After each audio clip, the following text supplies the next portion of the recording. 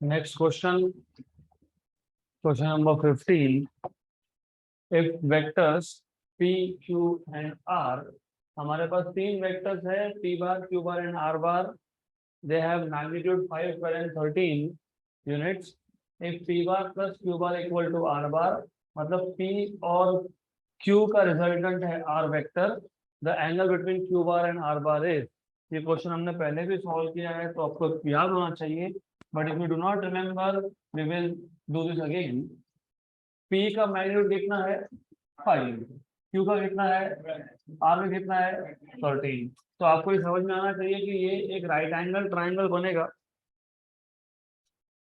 You will get this as a right angle triangle जिसमें एक side, one side is 5, another side is 12, another side is 12. What is 5 square? 25. What is 12 square? What is 25 plus 144? What is square root of 169? 13. बराबर. Good. तो P vector कौन सा है? P vector ये है. Q vector कौन सा है? तो Q vector is this one. और R वेक्टर ये P बार और Q बार का क्या है? रिजल्टेंट है. राइट. अगर ऐसा ड्रॉ नहीं करना है तो कोई प्रॉब्लम नहीं है. तो you can also change how you are showing this vector. से भी याद रखना, पहला वेक्टर है P बार. P बार का मैग्नीट्यूड था 5, तो ये है P वेक्टर, इसका मैग्नीट्यूड है 5. This is P vector. Remember, this is P bar with magnitude equal to 5. तो इसका मैग्नीट्यूड है 5. फिर हमारे पास था Q बार. ये हो गया Q बार. इस Q वेक्टर का मैग्नीट्यूड कितना है? 13 नहीं, 12. इसका मैग्नीट्यूड है 12. और जो R बार बोला है उसका मैग्नीट्यूड कितना है? 13. तो definitely resultant will B hypotenuse. 5 square plus 12 square equal to 13 square. तो ये जो R बार है this is 13. मतलब समझ में आ गया रिजल्टेंट कौन? R. कौन? हाइपोटेन्यूज. आपको पूछा है what is the angle between Q and R. What is the angle between Q and R? मतलब ये एंगल, ये Q है, ये R है. अगर angle between P and R बोला होता तो ये एंगल. हमको क्या पूछा? Angle between Q and R. What is cos theta by definition? Adjacent side. Who is adjacent side? Q upon hypotenuse. Who is hypotenuse? P कैसे हो गया? R. What is Q? 12. What is R? 13. What is theta then? Cos inverse of 12 by 13. What is the angle between P and R? Cos inverse of 5 by 13. Correct? Good. Simple question. ये हमने already solve किया था पहले.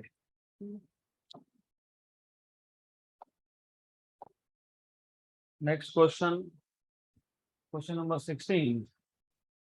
The resultant of two vectors A and B is perpendicular to the vector A and its magnitude is equal to half of vector B. ये भी हमारा हुआ है. 150 आया था if you remember. So I will not repeat this क्योंकि already हुआ है question. So this you can practice for yourself. ये question हमने already किया है. Some questions sometimes they get repeated. कोई दिक्कत नहीं है. It is just to check if you remember or not. तो 150 डिग्री आंसर आया था. वो 150 degree if I am not wrong. फिर भी चेक कर लो एक बार. तो ऑलरेडी ये क्वेश्चन हुआ है तो आपको खुद को ट्राई करना है. Next question, this is pending, ये नहीं हुआ था. Two forces F and √3F act at right angles to each other. The resultant makes an angle beta with F. The value of beta is. तो पहले तो ये देख लो, दो फोर्सेस है, एक का मैग्नीट्यूड है F और एक का है √3F. They are acting at right angles to each other.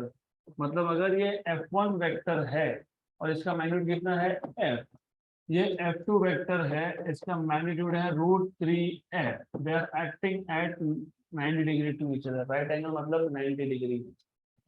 Resultant, इन दोनों का जो रिजल्टेंट होगा, पहले तो ये बताओ कौन सा लॉ यूज करोगे to find out resultant here? Parallelogram law, because they are starting from the same point.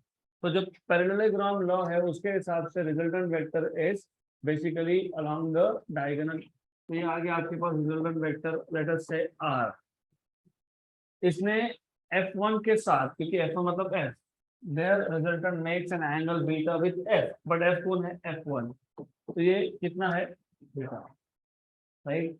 तो do you remember triangle law और पैरेललोग्राम लॉ दोनों सेम ही है basically, but do you remember resultant का direction का एक formula derive किया था हमने, याद है क्या? तो इसको हमने तब अल्फा बोला था, अभी क्या बोल रहे हैं बीटा, वहां पे क्या बोला था अल्फा। तो क्या था वो tan इनवर्स ऑफ क्या, tan इनवर्स ऑफ व्हाट,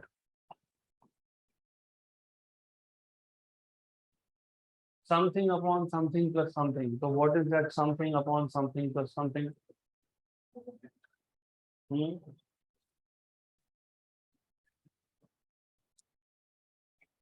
पहले याद रखना, अगर आपने F1 को A बोला है और F2 को B बोला है, इसको अगर A बोला है, इसको B बोला है, या फिर इसको आप P बोल रहे हो, इसको आप Q बोल रहे हो, डजंट मैटर, याद होना चाहिए Q sin theta, where theta is angle between P and Q।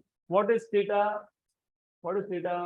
90 upon P plus Q cos theta, sin नहीं cos।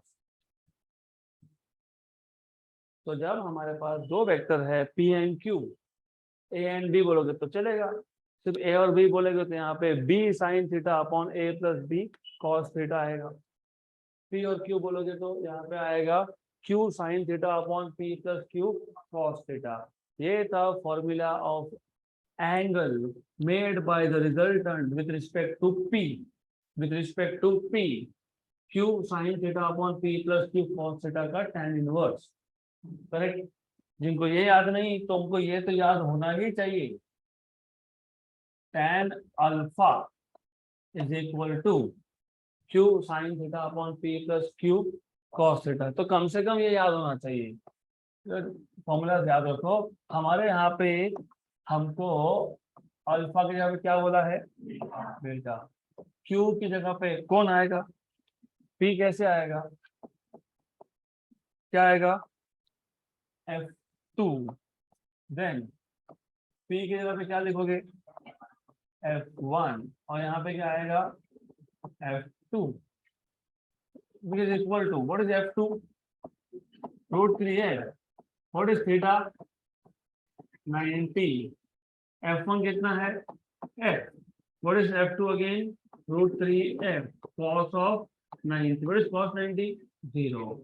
तो यह क्या आ गया आपके पास √3f अपॉन f प्लस 0, क्योंकि दिस इज 0, बराबर, करेक्ट। तो ये f और f कैंसल, तो tan बीटा की वैल्यू कितनी आई √3, तो बीटा की वैल्यू कितनी मिलेगी, कितनी मिलेगी 60 डिग्री। तो 60 डिग्री होना चाहिए, है क्या, ऑप्शन नंबर सी ना। Next question, given magnitude of A1 equal to 2, magnitude of A2 equal to 3, magnitude of A1 bar plus A2 bar equal to 3, then A1 bar plus 2A2 bar dot 3A1 bar minus 4A2 bar is। हमने इस type का question solve किया है, यही नहीं था, इस type का क्वेश्चन था, दो मेथड बताए थे मैंने। तो इफ यू रिमेम्बर ठीक, नहीं रिमेम्बर तो नो प्रॉब्लम। हमारे पास A1 A2 और A1 प्लस A2 का मैग्नीट्यूड है, हमको फाइंड करना है A1 vector plus 2A2 vector dot 3A1 vector minus 4A2 vector, ये फाइंड करना है, राइट। तो मैंने बताया था आपको इसका प्रोसेस, याद है इसका process, A1 vector dot 3A1 vector, A1 बार, ये माइनस है तो minus A1 bar dot 4A2 बार, right. then plus 2a2 bar dot 3a1 bar minus 2a2 bar dot 4a2 bar. ये 3 को बाहर निकाल लो, a1 bar dot a1 bar is a1 square, ये 4 को बाहर निकाल लो, माइनस 4a1 बार डॉट a2 बार और plus 3 into 2 6a1 bar dot a2 bar, right? Then minus 2 into 4 is 8, a2 bar और a2 bar is a2 square.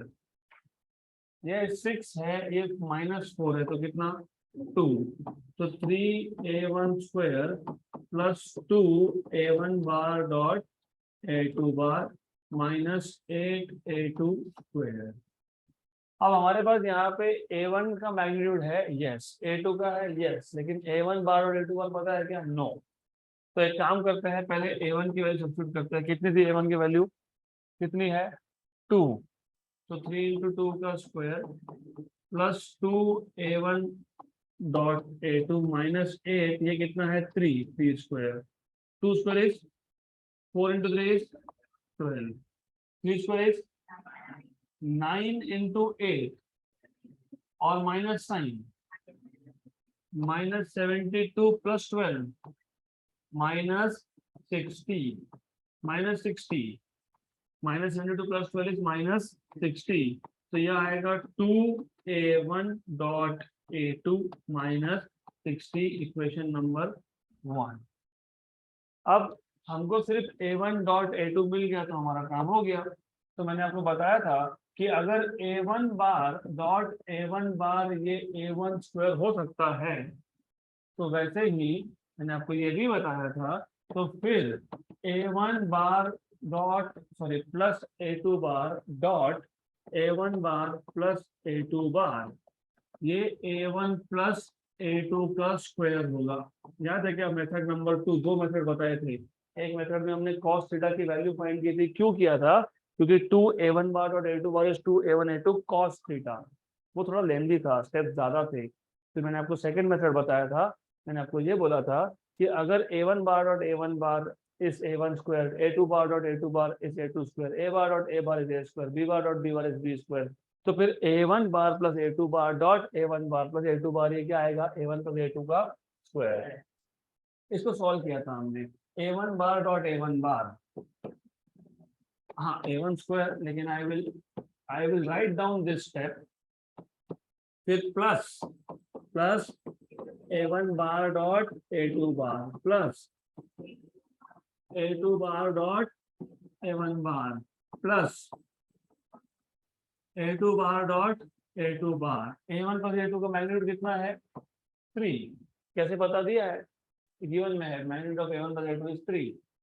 ये आ जाएगा आपके पास a1 square, ये आ जाएगा 2 times of a1 bar dot a2 बार, और ये आ जाएगा आपके पास a2 का स्क्वायर इक्वल टू 9.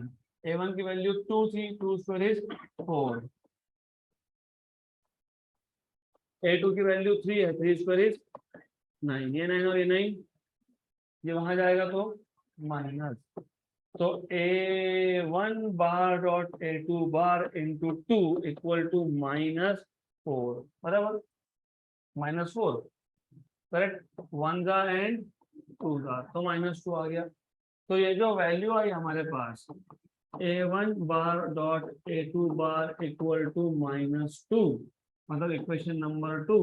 ये सब्स्टिट्यूट करोगे इक्वेशन नंबर 1 में, तो फ्रॉम इक्वेशन नंबर 1 एंड 2,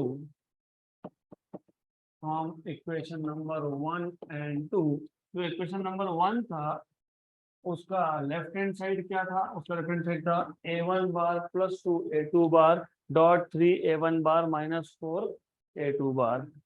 तो ये था उसका left hand side. Right hand side में क्या था?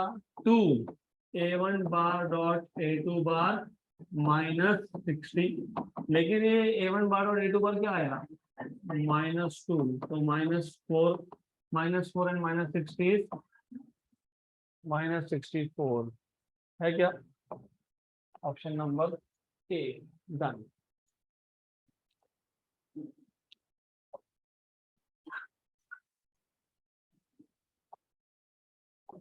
Next question. It is an important question, तो ध्यान दो यहाँ पे. If the sum of two unit vectors is a unit vector, then magnitude of difference is. पहले तो क्वेश्चन समझ लो अच्छे से. If the sum of two unit vectors is a unit vector, sum of two unit vectors. अब आप एक काम करो, कोई भी दो वेक्टर्स ले लो. Let us say a1 cap and a2 cap, right? Are two unit vectors. इन्होंने बोला है सम ऑफ, मतलब addition of these two unit vector is a unit vector. मतलब इन दोनों के एडिशन का मैग्नीट्यूड क्या आएगा? 1. लेकिन हमको पता है दो वेक्टर्स का एडिशन 1, दो वेक्टर्स का मैग्नीट्यूड क्या होता है? a1 square plus a2 square plus 2a1 a2 cos theta equal to 1. Squaring on both sides. अगर मैं दोनों साइड पे स्क्वायर करता हूँ तो स्क्वायर रूट हट जाएगा, 1 का स्क्वायर 1 आएगा. तो स्क्वायरिंग ऑन बोथ साइड्स,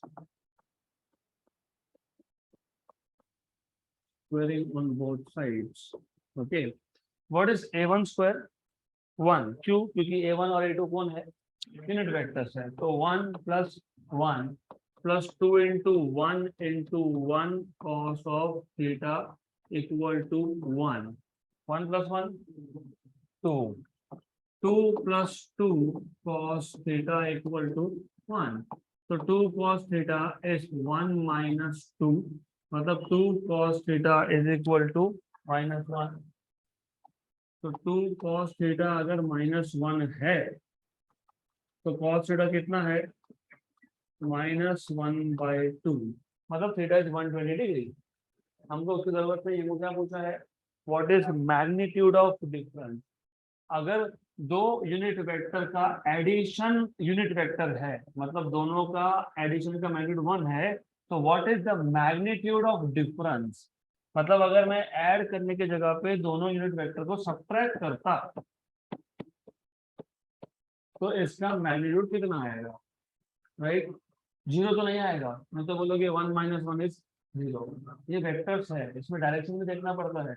अगर दोनों वेक्टर्स अपोजिट होंगे तो 0 आएगा. लेकिन हमको पता है कि अपोजिट है?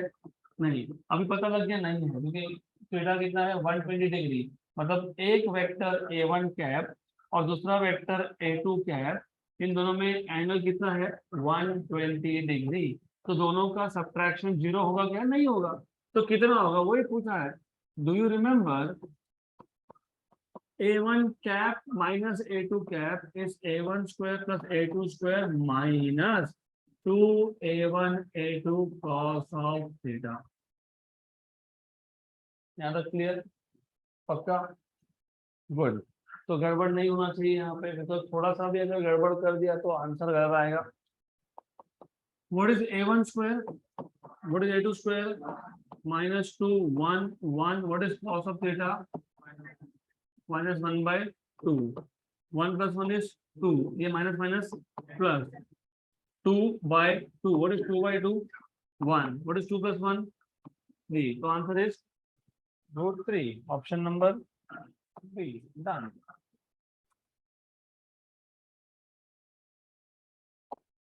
Next question. Three forces acting on a body are shown in figure. To have the resultant force only along y direction, the magnitude of the minimum additional force needed is. तो हमारे पास एक diagram है. Remember ये question हम लोग orally ही solve कर सकते हैं. तो व्हाट वी हैव इज, हमारे पास यहाँ पे कुछ फोर्सेस दिए हैं. 3 फोर्सेस है. उन्होंने बोला है इन तीनों फोर्स का resultant only along y direction होने के लिए एडिशनल कितना फोर्स इसमें ऐड करना पड़ेगा. तो पहले क्वेश्चन अच्छे से समझ लो. 3 forces acting on a body are shown in figure.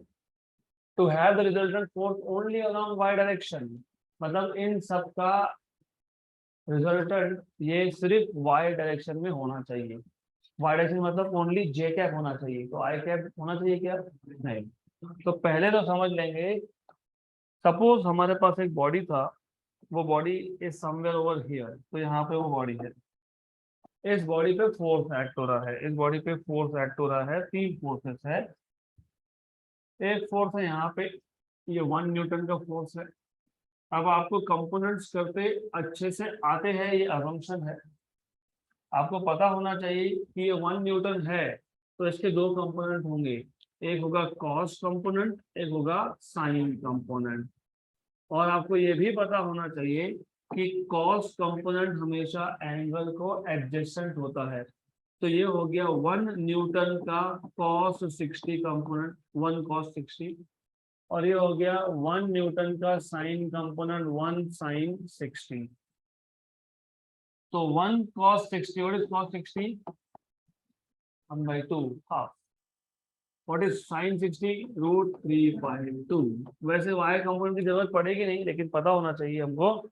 Then एक 4 न्यूटन का फोर्स यहाँ पे है, you have a 4 Newton force here, ये 4 न्यूटन का फोर्स है।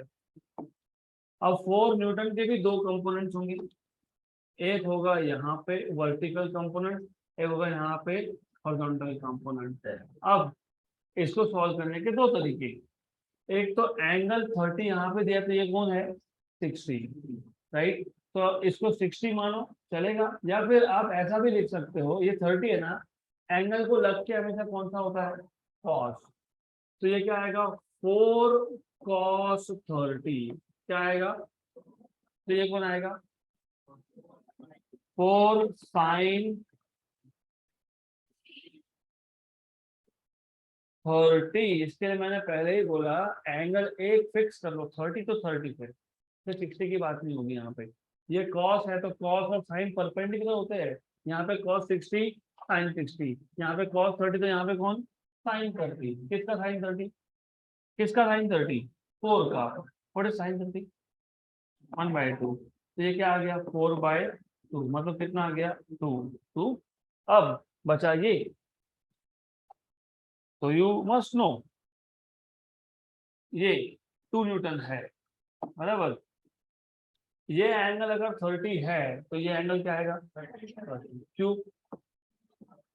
हाँ, वर्टिकली अपोजिट।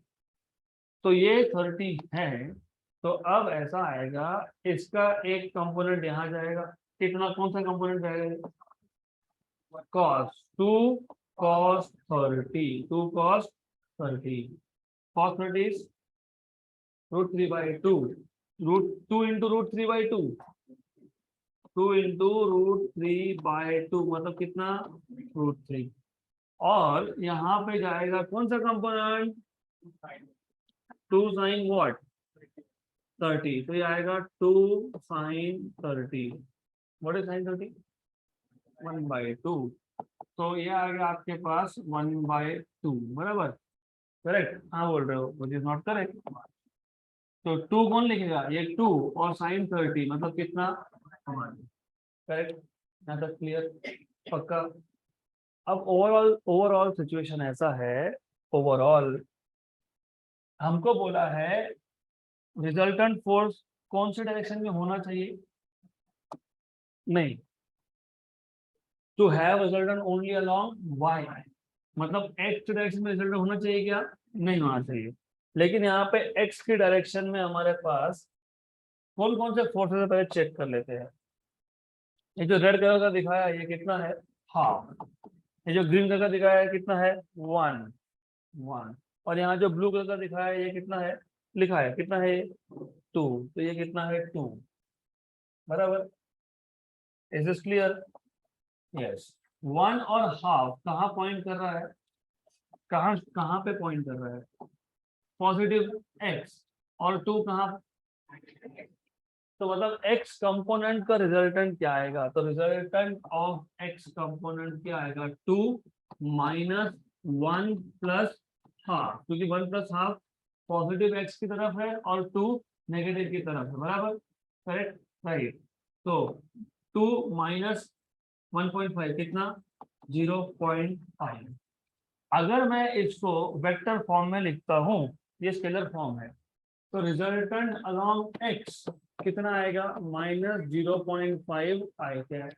माइनस क्यों लिखा, क्योंकि डायरेक्शन क्या है, अलॉन्ग नेगेटिव, क्योंकि रिजल्टेंट टू कहाँ था, टू नेगेटिव की तरफ था, और 1.5 कहाँ है, 1.5 पॉजिटिव की तरफ है। तो रिजल्टेंट क्या आएगा, हाफ। कहाँ पे हाफ, नेगेटिव, तो what is resultant, -0.5 I cap. लेकिन आपको बोला क्या है, आपको बोला ये है कि रिजल्टेंट तो हमको चाहिए ओनली अलोंग वाई, लेकिन यहाँ तो अलोंग एक्स भी है, करेक्ट। तो रिजल्टेंट फोर्स अलोंग एक्स क्या होना चाहिए, 0, लेकिन कितना आया, तो 0 कैसे करोगे, इसको प्लस करोगे, क्या प्लस करोगे, 0.5, कौन सी डायरेक्शन में करोगे, पॉजिटिव एक्स एक्सिस, राइट। वही तो बोला है ना, the magnitude of minimum additional force needed, तो कितना एडिशनल फोर्स चाहिए, 0.5, कहाँ पे, अलोंग पॉजिटिव एक्स। मैं वापस एक बार रिपीट करता हूँ, क्वेश्चन मैंने बोला बहुत सिंपल है, the thing is you need to pay attention. तो ध्यान दो यहाँ पे, क्योंकि ऐसे क्वेश्चंस आपको आगे जाके फिजिक्स में बहुत लगने वाले हैं, वहां पे भी मोशन को सॉल्व करने के लिए सब पता होना चाहिए आपको। तो सबसे पहले मैं एक्स और वाई एक्सिस को स्पेसिफाई कर देता हूँ। ये आपके पास आ गया पॉजिटिव एक्स एक्सिस, ये आ गया आपके पास पॉजिटिव वाई एक्सिस। तीन फोर्सेस थे, 1, 2 और 4। वन, इतना कंफ्यूज करके रखा है आपको, एक्चुअली एंगल सब सेम है। क्यों 60 लिया है, 30 था, 30 30, या फिर 60 60, तो जानबूझ के ऐसा दिया, 130 बोला, 160 बोला, तो वो कंफ्यूज हो जाओ। तो आपको चाहिए तो इसको 60 मत लिखो, इसको 30 बना दो, ठीक है, राइट। तो 1 न्यूटन का फोर्स, मैं अभी जो मैं डायग्राम ड्रॉ करने वाला हूँ, उसमें मैं फोर्स अगर कम है, तो फोर्स अगर कम है तो मैं मैग्नीट्यूड भी कम दिखाऊंगा। तो ये कितने न्यूटन का फोर्स है, 1 न्यूटन। तो ये फोर्स है 1 न्यूटन का। इसका एंगल कितना था यहाँ पे, 60। अगर आप चाहो तो इसको 30 लिखो तो भी चलेगा। टोटल एंगल कितना है, 90। तो ठीक है, हम 30 ही मान लेंगे उसको। फिर 2 न्यूटन का फोर्स था, वो 2 न्यूटन का फोर्स यहाँ था, राइट। तो बेसिकली एक काम करता हूँ, 2 न्यूटन ना, और यहाँ पे कितना था, 4, तो यहाँ पे फोर्स है ना, लुक, 4, राइट।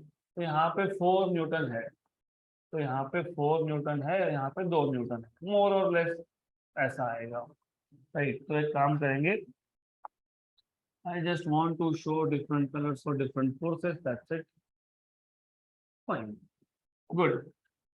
ये है 4 न्यूटन, ये एंगल कितना, 30, वेरी गुड। ये है 2 न्यूटन, ये एंगल कितना, 30, वही। तो अब मैं सिर्फ 30 30 के एंगल में ही बात करूंगा, no no 60 here. Then components, you have to tell me component. By the way एक चीज और याद रखो, हम लोगों को यहाँ पे रिजल्टेंट चाहिए ओनली अलोंग वाई, मतलब रिजल्टेंट अलोंग एक्स क्या है, नहीं चाहिए। तो सॉल्व किसके लिए करना है, एक्स के लिए, वाई के लिए सॉल्व करना ही नहीं है। तो एक्स के लिए सॉल्व करोगे तो और सिंपल कर लो काम, वाई कंपोनेंट दिखाओ ही मत, जरूरत ही नहीं है। किसकी जरूरत है हमको, ओनली एक्स। अब वैसे ये 1 न्यूटन है, ये कौन सा कंपोनेंट आएगा, कॉस, कौन सा कॉस, 1 cos 30, तो ये कौन सा आएगा, 1 sin 30। तो मैं अभी वर्टिकल कंपोनेंट दिखाने नहीं वाला हूं, I will not show vertical, I show only horizontal. तो 1 sin 30 बराबर, व्हाट इज sin 30, हाफ, तो ये कितना आ गया, हाफ न्यूटन। सिमिलरली सिमिलरली ये जो था, इसका वर्टिकल कॉस कितना, कॉस 2 cos 30, तो ये कितना, 2 sin 30, तो 2 into ½ that is 1 Newton, correct. Similarly यहाँ पे ये जो है, ये कितना है, 4 cos 30, तो ये क्या है फिर 4 sin 30, तो ये है 4 sin 30, मतलब 4 इंटू हाफ, मतलब कितना 2 न्यूटन। तो ओवरऑल अगर आप देखोगे, ओवरऑल इफ यू सी, तो हमारे पास ओवरऑल सिचुएशन ऐसा है, एक फोर्स यहाँ पे है, कितना है 2 newton, very good, this is 2 newton. और दो फोर्सेस कहाँ है, to the right, to the right मतलब टुवर्ड्स पॉजिटिव। कौन कौन सा है टुवर्ड्स पॉजिटिव, एक है हाफ न्यूटन का, ये हाफ न्यूटन का फोर्स, हाफ न्यूटन 0.5, और एक है 1 न्यूटन का फोर्स, तो यू हैव 1 न्यूटन फोर्स। मैं up to the scale draw कर रहा हूँ, मोर और लेस हाफ का डबल दिखेगा 1, 1 का डबल दिखेगा 2, राइट। देन इसका रिजल्टेंट, तो resultant force along x axis, यहाँ पे resultant force along x axis कितना है, एफ एक्स कितना है, एफ एक्स कितना है -0.5 आई कैप, करेक्ट, क्योंकि 2 माइनस 1.5 मतलब कितना 0.5 विथ माइनस साइन की डायरेक्शन क्या है, नेगेटिव। हमको लेकिन अलोंग एक्स, हमको अलोंग एक्स डायरेक्शन फोर्स चाहिए था क्या, नहीं चाहिए था। तो -0.5 आ गया, तो इसको इसको कैंसिल करने के लिए क्या करोगे, +0.5। इसलिए तो इन्होंने बोला है ना, the magnitude of minimum additional force, और कितना ऐड करो, कितना करोगे 0.5, डन, गुड।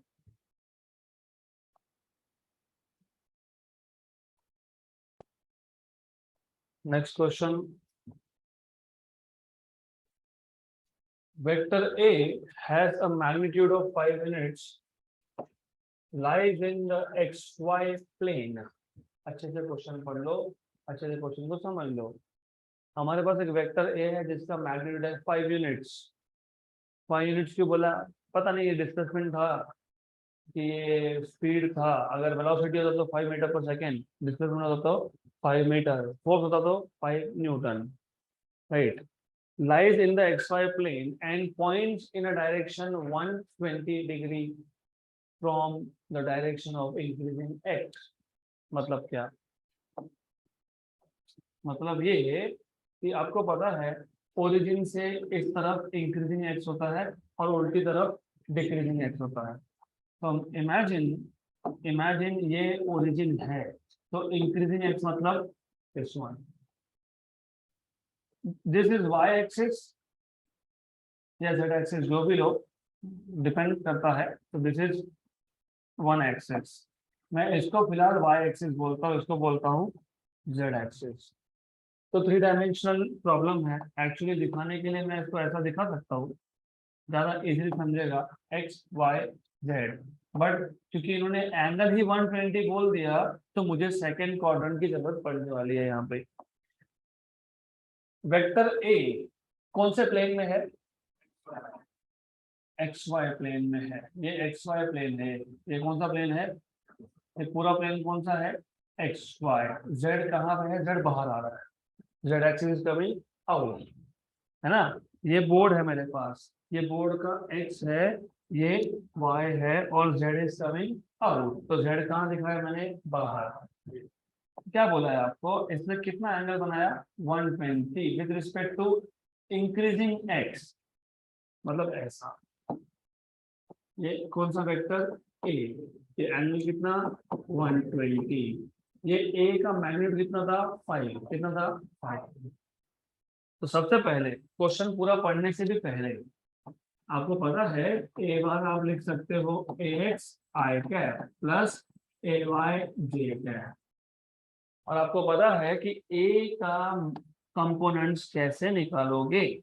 तो जो ए है, इसका एक कंपोनेंट कहाँ जाएगा, कहाँ जाएगा बताओ, हाँ एक यहाँ जाएगा और एक कहाँ जाएगा, वाई।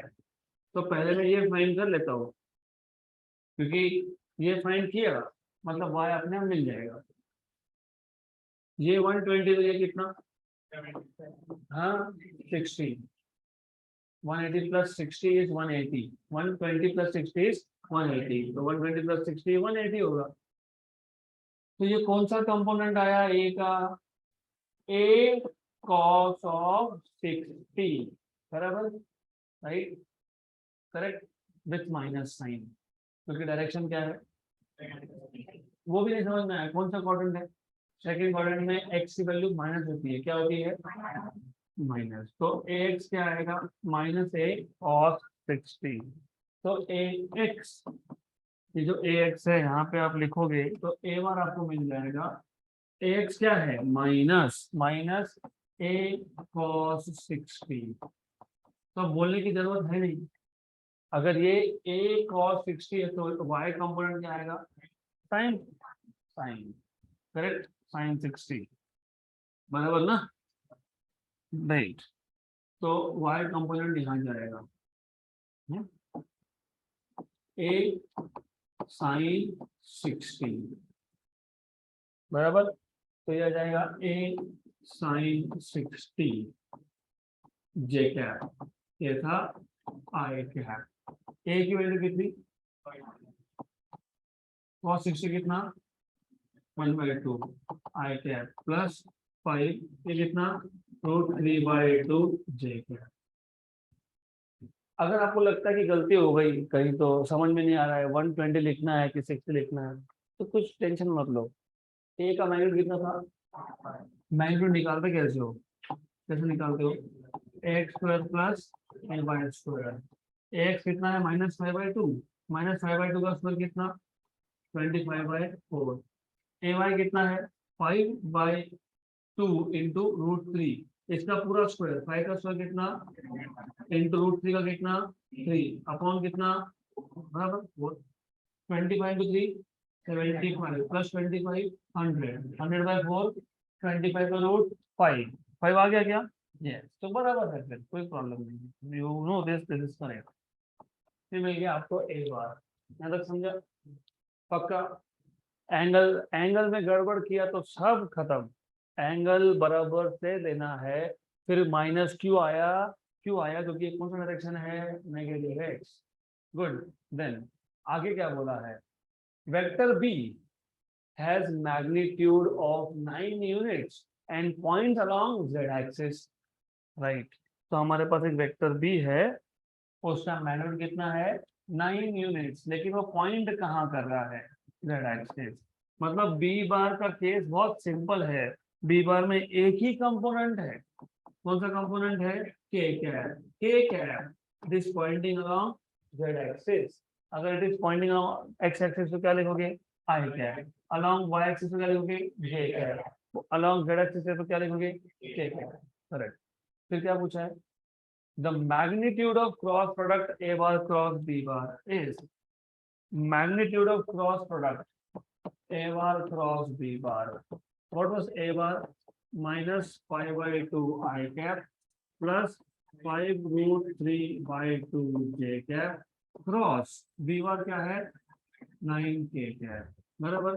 तो अभी क्या करोगे आप, -5/2 I cap cross cross 9k cap plus 5√3/2 j cap cross 9k cap.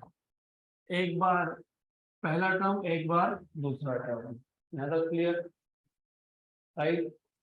What is 5/2 into 9, क्योंकि ये स्केलर है, ये भी स्केलर है, डायरेक्टली बाहर मल्टीप्लाई होता है, याद है क्या मैंने बताया था, ax और ये bz सीधा कहाँ, बाहर, तो -5/2 बाहर ले गए और 9 को भी बाहर ले गए, आई कैप क्रॉस के कैप, जे कैप नहीं के कैप है, प्लस 5√3/2 को बाहर लाए और 9 को भी लाए आउटसाइड, अंदर क्या बचा, जे कैप क्रॉस के कैप। साइकिल चलाना याद है, साइकिल, यस, जिनको याद नहीं उनको सिखा देता हूँ।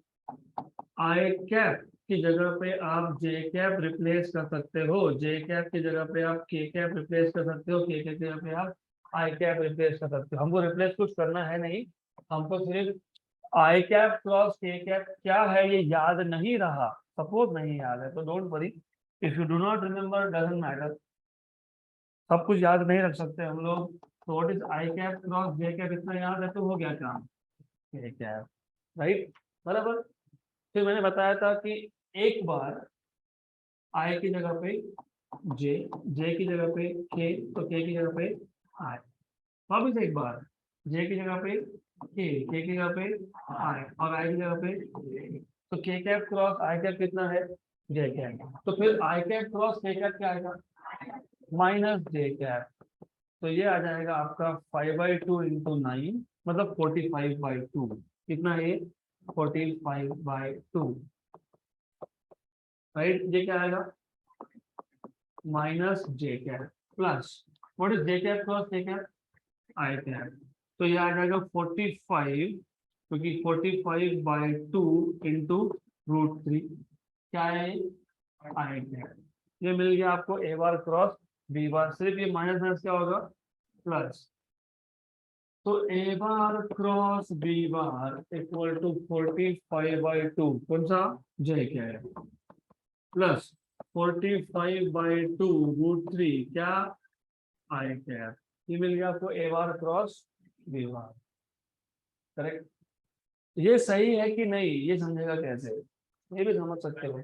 आपको याद है क्या राइट हैंड रूल, मैंने बताया था राइट हैंड रूल में, नहीं भी याद होगा डजंट मैटर, दो वेक्टर्स का cross product is perpendicular to the plane containing the two vectors, correct.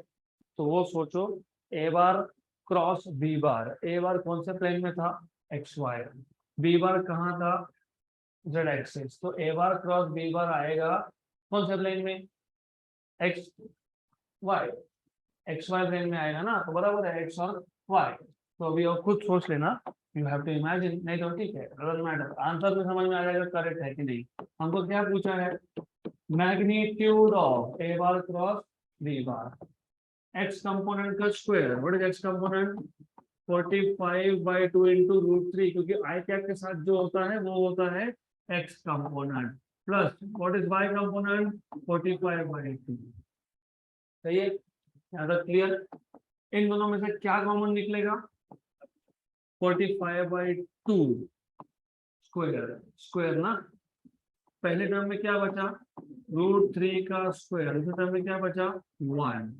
Good. ये 45/2 का स्क्वायर, ये रूट से बाहर निकाला तो क्या आएगा, 45/2, रूट के अंदर क्या बचा, √3 का स्क्वायर 3, और ये 1। What is 3 + 1, what is √4, 2। तो 45/2 और 2, 2 तो क्या आंसर होना चाहिए, है क्या आंसर, तो करेक्ट है, डन, ऑप्शन नंबर डी।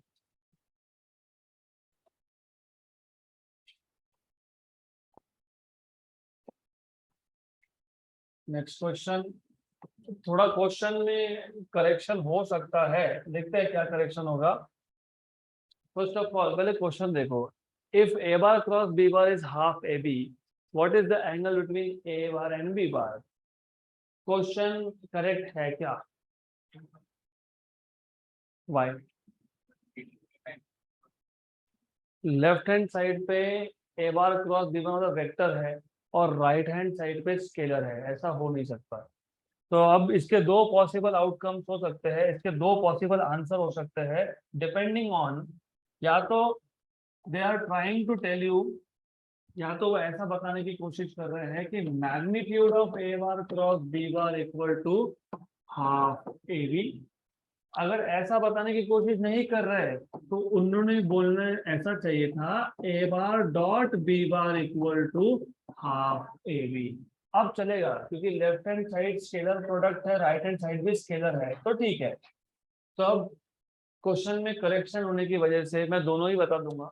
अगर ऐसा है, mod of a bar cross b bar is half ab, what is mod of a bar cross b bar, ab sin theta equal to half ab, ab कैंसल, A और ये cancel, sin theta की value half, sin theta half मतलब theta equal to 30 degree, तो 30 degree, ये पहला possible answer.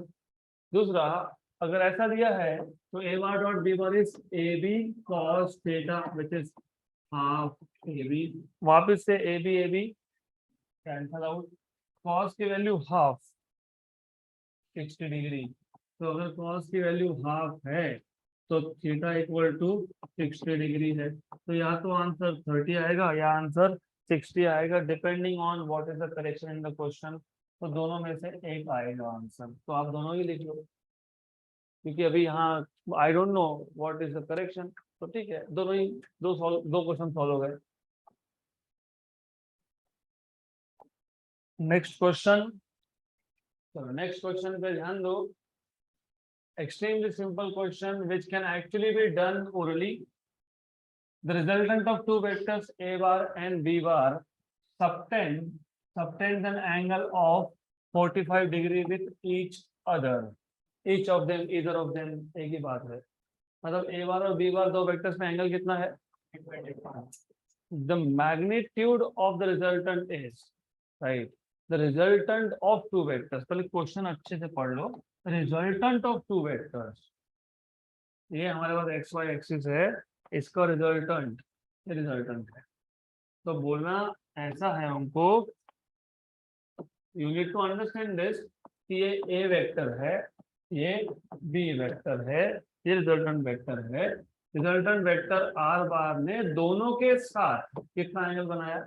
45 degree. फिर आपको पूछा है the resultant of two vectors a bar and b bar subtend an angle 45 with either of them. The magnitude of resultant is, you know what is r vector का magnitude?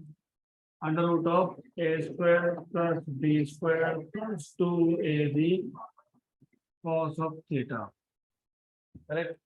अब आपको ये समझ में आना चाहिए, you should understand कि resultant 45 degree angle कब बनाता है? नहीं, रिजल्टेंट का ए और बी के साथ एंगल 45 कब होता है? जब स्क्वायर हो, तब जब पैरेललोग्राम क्या हो? Square. You need to understand इसलिए, तो that is why I wanted to take this question. Suppose एक वेक्टर बड़ा है, एक वेक्टर छोटा है, अब resultant will be, what is resultant? Diagonal. Law of parallelogram क्या होता है आपको? What is resultant? डायगोनल। तो रिजल्टेंट आएगा इस क्वाड्रिलैटरल का, मतलब इस पैरेललोग्राम का। ये क्वाड्रिलैटरल या ये पैरेललोग्राम कौन है? ये रेक्टेंगल। कौन है ये? रेक्टेंगल। अब रिजल्टेंट क्या होता है? डायगोनल। बराबर, करेक्ट, गुड। देन अगर स्क्वायर हुआ, अगर स्क्वायर हुआ तो इन दैट केस, सपोज ये स्क्वायर है, इमेजिन दिस इज स्क्वायर। तो अगर स्क्वायर हुआ तो यू नीड टू अंडरस्टैंड कि स्क्वायर के केस में, स्क्वायर के केस में बराबर 45 एंगल बनेगा। ये भी 45 बनेगा, ऊपर का भी 45 बनेगा। ये कब पॉसिबल है? स्क्वायर मतलब क्या? All sides are same. इसका मतलब पता है? इसका मतलब magnitude of a equal to magnitude of b, ऐसा बोलने की कोशिश है वहां पे, इनडायरेक्टली बताया है। तो जब रिजल्टेंट 45 हो दोनों वेक्टर्स के साथ, तो दोनों वेक्टर का मैग्नीट्यूड क्या है? सेम है, सेम है, गुड, सेम है। तो ए इक्वल टू क्या है? बी। तो क्या लिखोगे? ए स्क्वायर प्लस 2a स्क्वायर, क्योंकि A into A, cos of 45, cos of 45, correct, right. तो ये क्या आ गया? 2a square plus 2a square cos of 45 is 1/√2। इसमें से क्या कॉमन निकालोगे? 2a square. एक काम करेंगे, इसको हम सिर्फ बाद में सॉल्व करेंगे, पहले हम 2a स्क्वायर कॉमन निकाल लेंगे, क्योंकि यहाँ पे एक ट्रिग्नोमेट्री की आइडेंटिटी यूज करनी है। तो 2a square plus 2a square into cos theta, right. तो 2a स्क्वायर निकल गया common, 1 plus cos theta, right. Then आगे,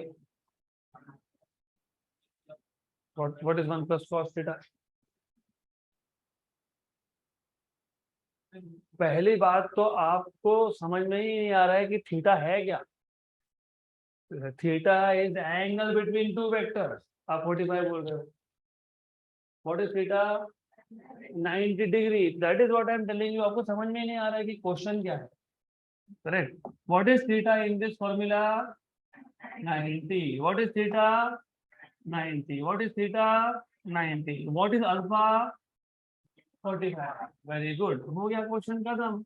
ये a square plus a square, ये 0. What is cos 90? 0. तो आंसर क्या आएगा? √2 into a.